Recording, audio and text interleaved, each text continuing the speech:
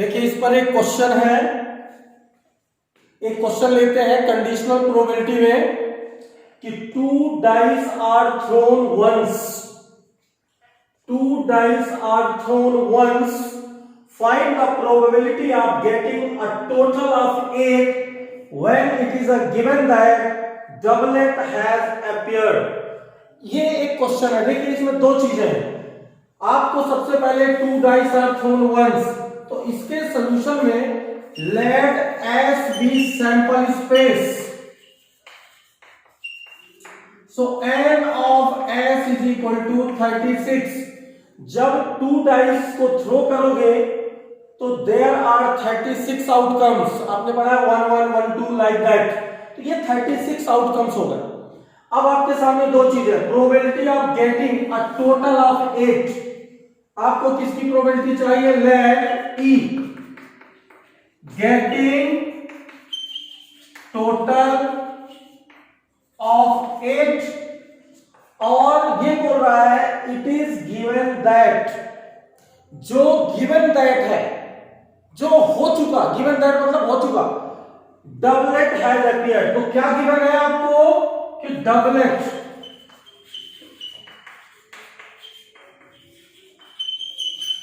So first of all आप event ले लेंगे ई एन एफ, ए भी ले सकते, कुछ भी दिक्कत नहीं है, एस हो चुका। अब सबसे पहले आपको प्रोबेबिलिटी किसकी चाहिए? ई की। व्हेन एफ इज अकर्ड, तो आपको दो चीजें चाहिए, आपको चाहिए ई इंटरसेक्शन एफ और चाहिए आपको एफ का आउटकम। तो सबसे पहले आप लिखेंगे ई इंटरसेक्शन एफ। सो ई इंटरसेक्शन एफ का मतलब हुआ कि गेटिंग अ टोटल 8 और डबलेट, तो ऐसे डबलेट जो 8 देंगे, तो ऐसे कौन से डबलेट हैं जो 8, डबलेट का मतलब इक्वल आए दोनों डाइस पे, 4 4, ये डबलेट है और इससे आपको मिला है सम इज 8। और डबलेट, देखिए डबलेट होता है आपका 1 1 2 2 3 3 4 4 5 5 6 6। तो गेटिंग अ डबलेट में ई इंटरसेक्शन एफ में कॉमन क्या मिला आपको? 4 4, जो डबलेट भी है और इनका टोटल 8 भी है। सो ई इंटरसेक्शन एफ आपको मिला 1। अब आपको चाहिए एफ, तो n of E intersection F is equal to 1 implies probability of E intersection F is equal to 1 by 36।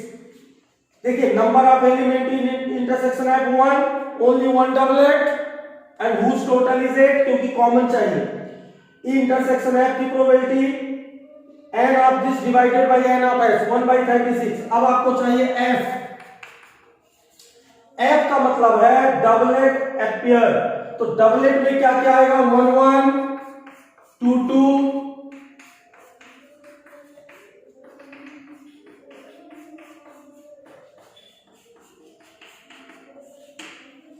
so probability of f 6 by,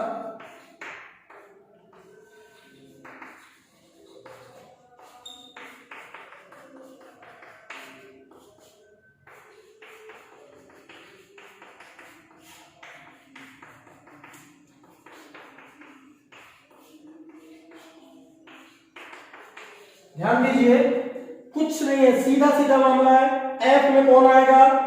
doublet, 1 1 2 2 3 3 like 6 6। Number of element in F कितने हुए? 6। तो probability of F कितना हुआ? 6 by total outcome 36। अब आपको चाहिए required probability, probability of ई चाहिए when F is occurred.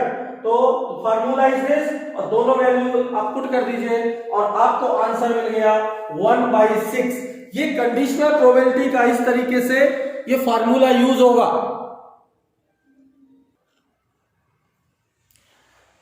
Question number एक और देखिए, ये एनसीईआरटी के क्वेश्चन लिया मैंने कि a die is thrown 3 times, die is thrown 3 times. तो आप इसके सॉल्यूशन में सबसे पहले यदि एस सैंपल स्पेस है, if die is thrown 3 times then the sample space as total outcomes S में कितने होंगे 6 cube. If die is thrown 1 time total outcome 6, die is thrown 2 times total outcome 6 square, similarly 3 times. ये total outcome है। अब आपके पास दो चीजें ऑलरेडी गिवन है, the event E 4 on the third throw, event F 6 on the first and 5 on the second throw. Third के बारे में कुछ नहीं बोला एफ में। आपको फाइंड करना है probability of E upon F, probability of E when F is occurred. अब आपको दो चीजों की जरूरत है, आपको चाहिए ई इंटरसेक्शन एफ और एफ चाहिए। तो सबसे पहले मैं एफ के बारे में बात करता हूं। So here F is equal to, F क्या बोल रहा है 6 ऑन द फर्स्ट में 6 चाहिए, 5 ऑन द सेकेंड थ्रो। तो आपके जो आउटकम बनेंगे 6 5 1 6 5 2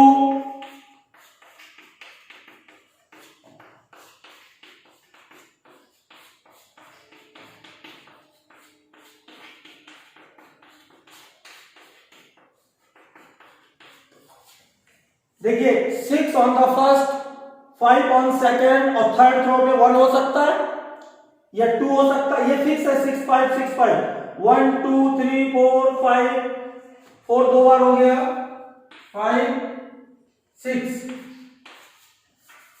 आप देखिए कि एफ के टोटल आउटकम कितने हुए 6, the total outcome in F हो गया 6। अब आपको चाहिए प्रोबेबिलिटी ऑफ एफ, तो प्रोबेबिलिटी ऑफ एफ कितना हुआ 6 by 2 16, this is the probability of F. अब चाहिए आपको इंटरसेक्शन, अब इंटरसेक्शन किसके साथ ई क्या है 4 ऑन द थर्ड थ्रो। तो ई में फेवरेबल आउटकम क्या है इससे मुझे लेना देना नहीं, मुझे लेना देना किससे है कि ई और एफ में कॉमन क्या है। तो ई और एफ में कॉमन सिर्फ ये है 4 ऑन द थर्ड, ये कॉमन होगा ई के साथ। सो यहां पर आप देखें कि n of E intersection f is equal to 1। So probability of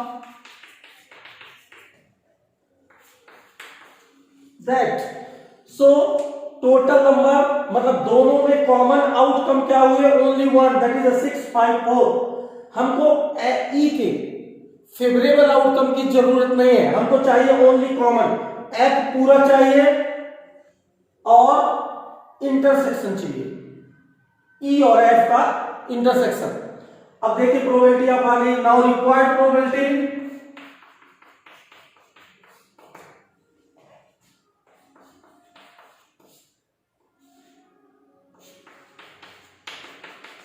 so required probability you have got 1/6। तो सबसे पहले इसमें एक चीज देखनी है कि आप ई दोनों इवेंट को पहले डिफाइन कर दीजिए, यदि डायरेक्ट नहीं है तो उसके बाद आप इन दोनों का इंटरसेक्शन और एफ की probability you need to find E upon F. इसके बाद आपको जो प्रोबेबिलिटी है, जो भी प्रोबेबिलिटी आप जानते हैं, आपको उसमें अप्लाई कर देना है।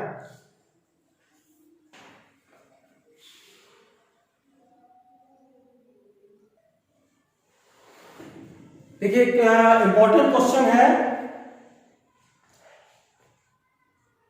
एनसीईआरटी का क्वेश्चन है ये। Consider the experiment of tossing a coin. Experiment क्या है, consider the experiment we are tossing a coin. अब कॉइन को टॉस करना है। If coin shows head,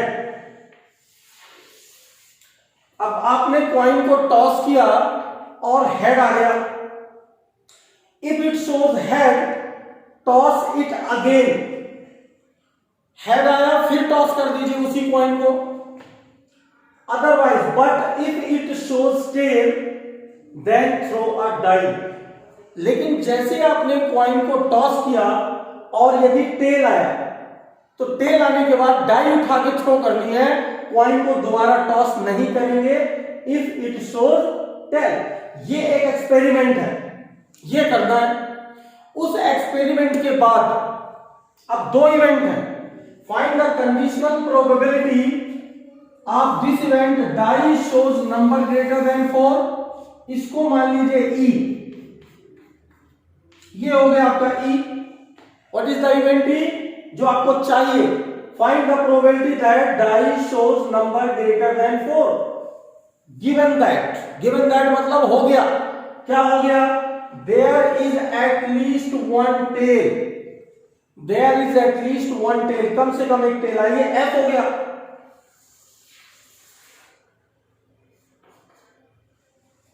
so first of all अब देखिए इसका सैंपल स्पेस देखना है, तो सैंपल स्पेस क्या मिलेगा? आपने क्वाइन को टॉस किया, सपोज दैट हेड आ गया, हेड यदि आया तो आपने क्वाइन को दोबारा टॉस कर दिया, तो इस हेड के साथ क्वाइन में एच आ सकता है, या इस हेड के साथ सेकेंड टाइम में टेल भी आ सकता है, ये हो गया। But if tail comes, T आ गया, तो आपने डाई को थ्रो किया, तो इस टी के साथ 1 2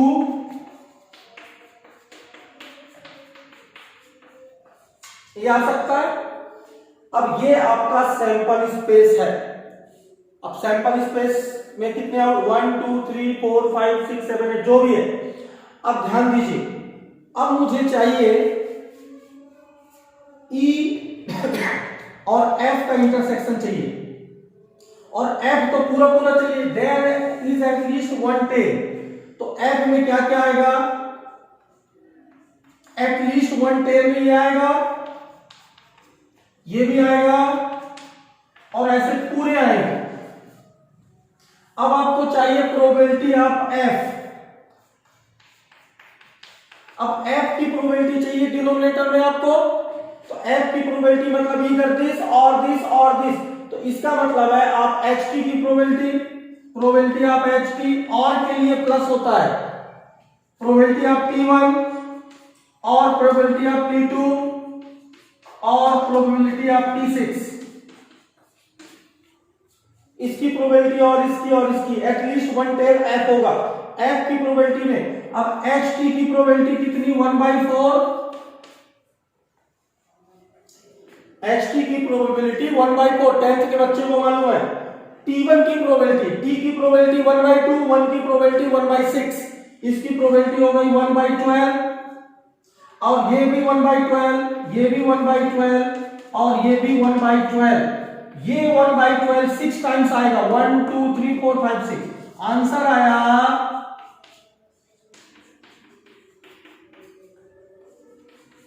So you have got probability of f 3/4। f की प्रोबेबिलिटी आपको मिली 3/4। देखिए सबसे पहले हमने f की प्रोबेबिलिटी निकाल दी, ht की प्रोबेबिलिटी 1/4 और प्लस t1 1/12, t2 की भी 1/12 और t6 की भी 1/12, वो 6 टाइम्स हो जाएंगे 1/12। अब आपको चाहिए इंटरसेक्शन।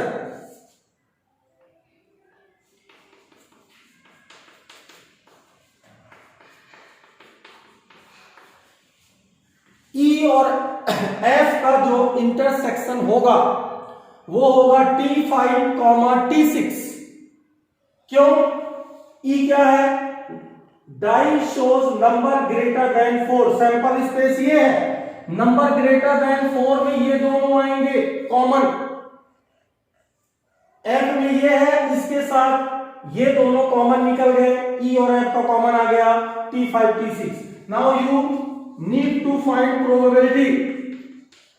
अब प्रोबेबिलिटी ऑफ इंटरसेक्शन, इसकी प्रोबेबिलिटी बताइए 1/12, इसकी probability 1/12, and the probability of intersection F is 2/12। 1/6 कर दीजिए इसको। Now required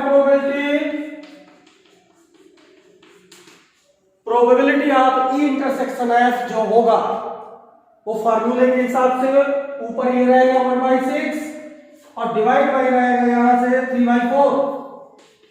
now you can calculate it,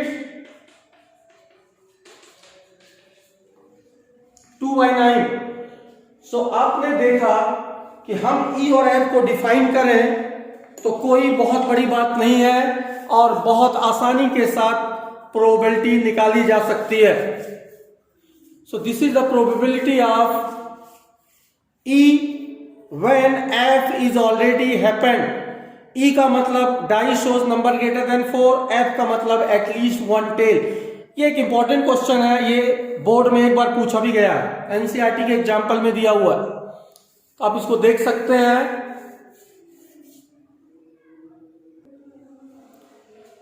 अब देखिए एक क्वेश्चन और है, इंपॉर्टेंट क्वेश्चन है कि a family has 2 children. A family has 2 children. So if a family has 2 children, then the sample space is what? B1, B2, first boy, second B boy, B1, G2, जो first child है वो boy, जो second child है वो girl, ये younger older, या ऐसा भी हो सकता है first child girl, second boy, या दोनों गर्ल। देखिए सैंपल स्पेस में 4 आउटकम्स हैं, B1, B2 both are boys, boy girl या गर्ल बॉय, है ना, ओल्डर या यंगर के हिसाब से, और G1, G2 both are girls. ये सैंपल स्पेस है। अब उसने क्या कहा कि what is the conditional probability that both are girls. E ले लीजिए,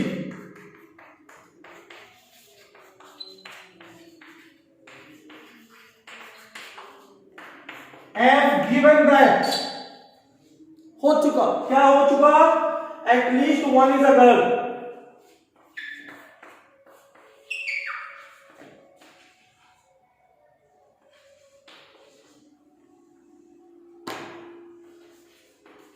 ये हो गया।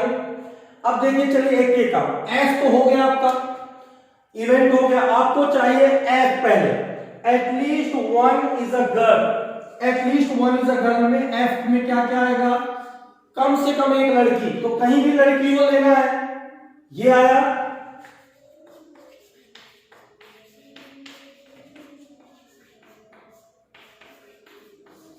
सो n of F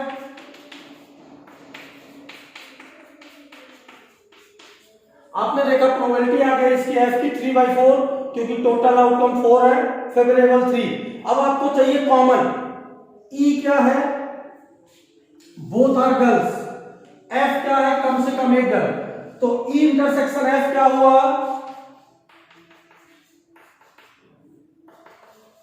both are girls is common. So probability of E intersection F 1 by total, favourable outcome intersection F का फेवरेबल आउटकम है 1। अब ध्यान से देखिए G1, G2 is a 1 outcome, तो इंटरसेक्शन एफ की प्रोबेबिलिटी कितनी हो गई, 1 बाई टोटल 4। अब आपको चाहिए probability of E when F is occurred, intersection ऊपर और ये जाएगा 3/4, so answer is 1/3. So the required probability is 1/3. So इस तरीके से आपने देखा कि हम 2 इवेंट को करके हम इसको डिसाइड कर लेते हैं कि रिक्वायर्ड प्रोबेबिलिटी क्या होगी।